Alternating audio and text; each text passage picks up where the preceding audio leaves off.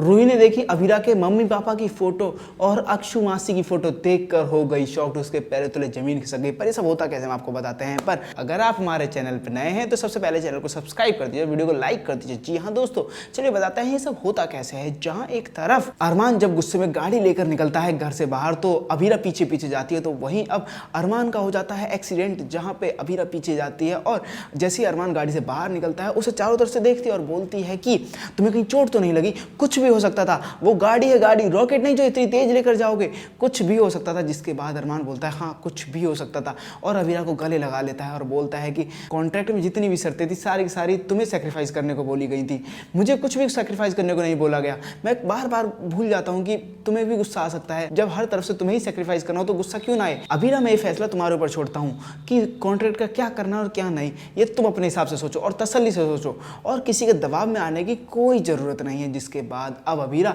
सीधे marriage contract को लेकर जाती है दादी साहब के पास और दादी साहब से बोलती है कि मैं अरमान से इतना प्यार करती हूँ कि मुझे वो साबित करने के लिए किसी कागज़ की टुकड़ी पे साइन करने की ज़रूरत नहीं है और ये रहा आपका कॉन्ट्रैक्ट दादी साहब। तो वहीं अब दादी साहब कह देती कि मैं तो लोन की गारंटी से अपना नाम वापस ले लूँगी और कल का फंक्शन अगर 12 बजे नहीं हुआ या फिर ख़राब हो गया, कैंसिल हो गया, उसके बाद तुम्हें इस कॉन्ट्रैक्ट पे साइन करना पड़ेगा। याद रखना लड़की, हमारा ये फंक्शन ख़राब नहीं होना चाहिए। और तुम्हारे ऊपर कितनी जिम्मेदारी है, अरमान की जिम्मेदारी, तुम्हारे मम्मी पापा की जिम्मेदारी और पौधार हाउस की जिम्मेदारी, इतनी सारी जिम्मेदारियों के तले तुम दब गई। तो सोच करके देखो, जहाँ अभीरा के पसीने पसीने छूट जाते हैं तो वहीं दादी साहब अभीरा के पसीने पहुँचती हैं और बोलती हैं कि ध्यान रखना अगर नथ का फंक्शन बिगड़ा या कैंसिल हुआ तो तुम्हें मजबूरन इस कॉन्ट्रैक्ट पर साइन करना ही पड़ेगा, ये हमारी शर्त है।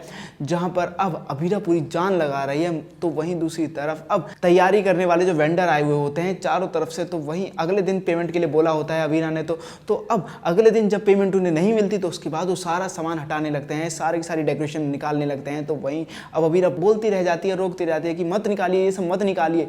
तो वहीं अब वो बोलते हैं कि जब हमारी पेमेंट ही नहीं तो हम क्या करेंगे सामान का, यहाँ पे हम इस सामान को लेकर जा रहे हैं वापस। और वो चिल्ला कर बोलता है कि सारा सामान निकाल दो। तो वहीं दोस्तों अब देखना काफ़ी दिलचस्प होने वाला है, जहां पर रूही पीछे खड़े होकर ये सब देख रही होती है। तो वहीं वो जाती है अब अभीरा के पास और बोलती है कि तुम्हारी जगह और कोई और लड़की होती तो वो इस शादी से भाग जाती, मगर तुम नहीं भागी अभीरा, मानना पड़ेगा। तो उसी वक्त अभीरा की मम्मी पापा की फोटो हिलने लगती है और गिरने ही वाली होती है, जहाँ पे अब अभीरा दौड़ कर जाती है, उस फोटो को संभालती है। तो वहीं पर अब दौड़ी दौड़ी जाती है रूही भी उस फोटो को संभालती है और बोलती है कि मानना पड़ेगा अभीरा, तुम्हें हिम्मत है, इतना कुछ देखने के बाद भी, इतना कुछ झेलने के बाद भी तुम टिकी हुई हो।